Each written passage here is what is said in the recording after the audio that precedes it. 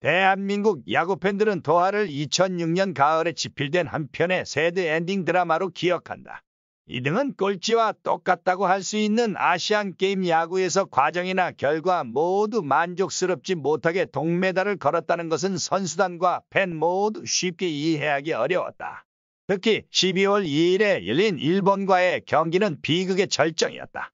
대표팀은 절대 지면 안 되는 경기에서 4대 0으로 리드를 잡고도 3회와 4회 갑자기 무너짐의 역전을 허용했다. 경기 후반 뒷심을 발휘하며 7대7 동점을 만들었지만 결국 9회 말 끝내기 홈런을 허용하며 7대10 패배를 기록했다. 아시안게임 3회 연속 금메달 획득이 무산되는 순간이었다.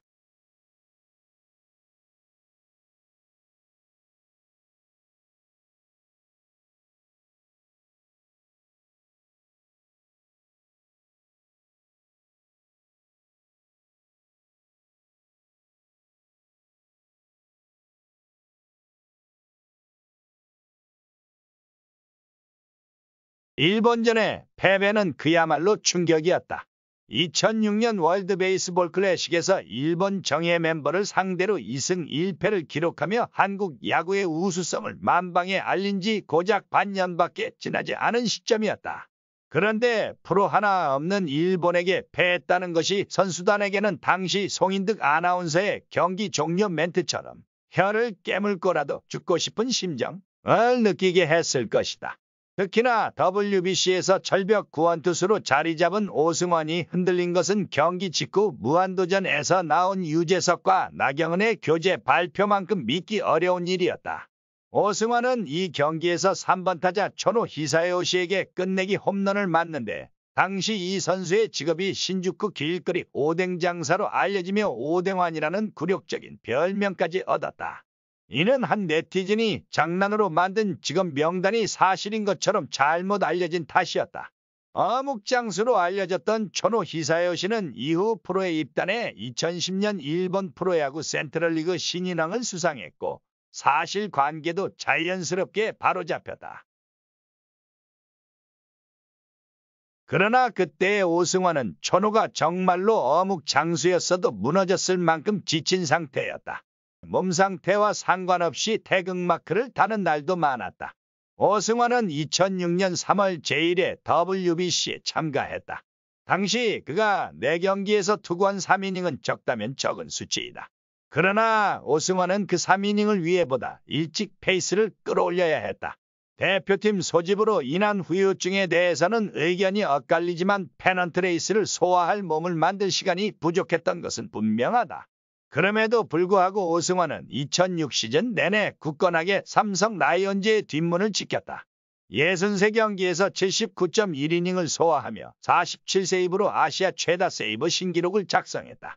역대 최고의 조정 수비무관 평균 자책점을 기록했으며 10번의 2이닝 이상 경기는 당시 세이브 2에서 4위였던 박준수, 정재훈, 구대성의 그것을 합친 것과 같은 수치였다.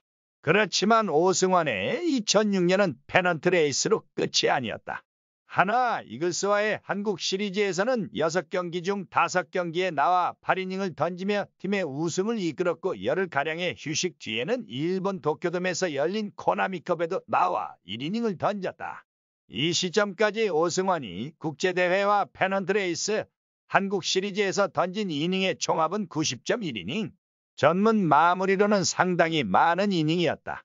사실 오승환은 한국 시리즈부터 컨디션이 좋지 않았다.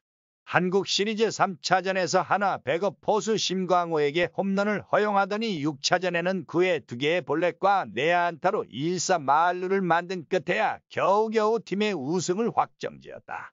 오승환이 페넌트 레이스에서 3번 이상의 출루를 허용한 경기는 단 5번뿐이었다. 혹사 앞에 장사 없었다.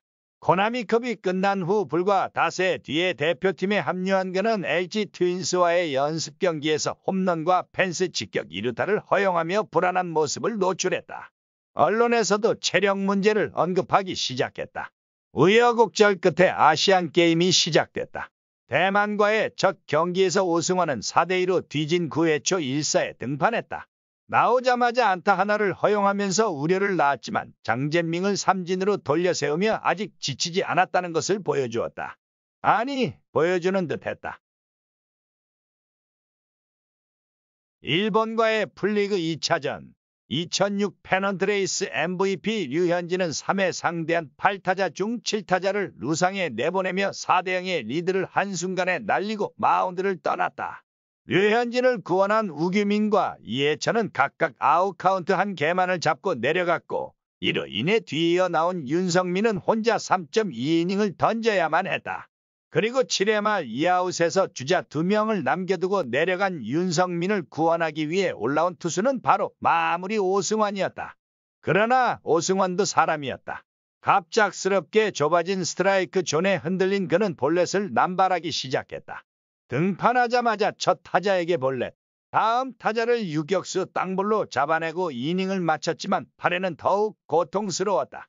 처음 4명의 타자에게 3개의 볼넷을 허용했고 여기에 7회와 9회에 기록한 하나씩의 볼넷을 더해 오승환은 이 경기에서 총 5개의 볼넷을 기록했다. 2005년 데뷔 후 오승환의 한 경기 최다 볼넷은 3개였다. 이날 야구를 본 팬들은 희귀한 광경을 목격한 것이다.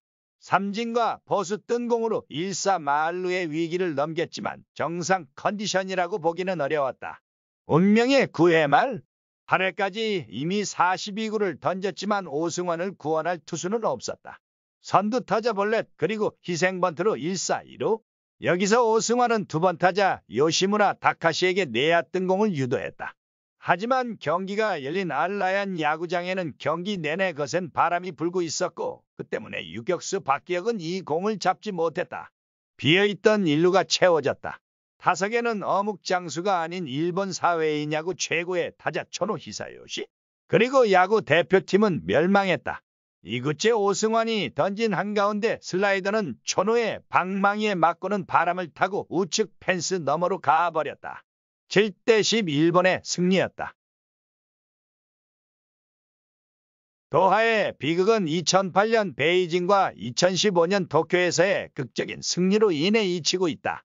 그날 오승환이 맞았던 홈런 한 방도 기억의 담장을 넘어가 사라졌다. 한국과 일본을 거쳐 메이저리그에서도 손꼽히는 구원투수가 된 지금의 오승환에게 그때 아픔은 젊은 날의 시행착오 정도일지 모른다. 하지만 그날의 홈런은 그저 웃음거리로만 치부하기엔 무거운 의미를 담고 있다. 24살의 점디절문 투수였던 오승환이 끝내 무너진 것은 천재지변이 아닌 인재였다. 위기가 있었지만 끝내 부활한 오승환이기에 그저 희화화되는 것으로 그쳤지만 실은 그 역시 혹사로 사라진 여러 선수들의 발자취를 따라갈 뻔했다. 그가 잘못한 것은 그저 너무 잘 던진 것뿐이었다. 오대환이라는 별명 안에는 불펜 에이스로서의 책임감과 인간으로서의 한계가 어묵 국물처럼 진하게 배어 있다.